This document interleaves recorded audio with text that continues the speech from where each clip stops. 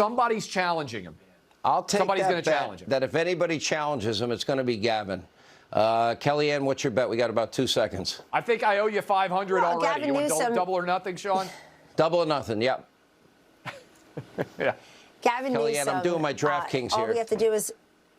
Yeah. Oh. Such an ironic lower third. Another blunder for the Biden administration. Try your own show, Hannity. Whether you like it or not, the horse race for 2024 has begun, and we are at the super fun and useful stage where we spend tons of energy on the gossip of who is running for president. By most accounts, the Democrats aren't looking to shake things up, as it seems very likely that Biden will run again, with Kamala at his side, despite the fact that if he wins, he will be 86 by the end of his next term. Again, it's pretty clear Biden is going to run, but that doesn't stop the hooligans at Fox from dreaming up some crazy scenario where Gavin Newsom spoils the day. There is no way, zero, that Gavin Newsom challenges Joe Biden. First of all, they're literally the same type of Democrat. Centrist, corporate aligned, speaking with progressive terminology, but not really delivering on any true progressive policies. And second, Gavin is a Democratic Party shill. He would never do anything to ruffle the feathers of the party like a true progressive or a leftist would. I've never understood the whole Gavin appeal because as a resident of California,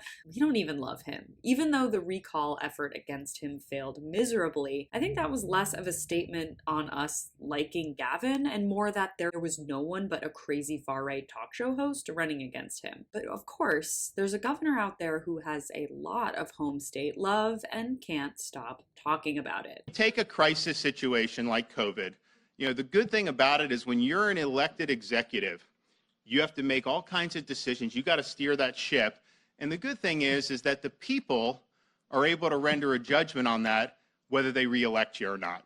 And I'm happy to say, in my case, not only did we win re-election, we won with the highest percentage of the vote that any Republican governor candidate has in the history of the state of Florida. Ron DeSantis is gearing up for his presidential run in earnest. Reports have dropped about the staff he is assembling, and he has picked some very nationally focused public battles in recent days, suggesting that he is hardly just focused on Floridians. With the College Board revising their planned curriculum for AP African American History, and a new DeSantis announcement that he will be revoking funding for diversity, equity, and inclusion programs, it's safe to say he is cornering the market on anti-wokeism as a springboard into what he hopes will be the White House. But I'm not so sold on his path to victory, for two reasons. The first is that anti-woke culture wars are certainly a lightning rod online and on cable news, but it's not clear that voters actually care. As we saw in the last midterms, policy, things like abortion rights and Biden's handling of the economy were more forefront in people's mind. Of course, Republicans tried to claim that they would handle the economy better with regards to inflation, but it became very apparent that they had no solution of their own other than tax cuts for the rich and slashing social spending, and voters saw right through that. And the other foil in the way of DeSantis sailing to victory, or even the GOP nomination, is of course Donald Trump. But these two things actually intersect.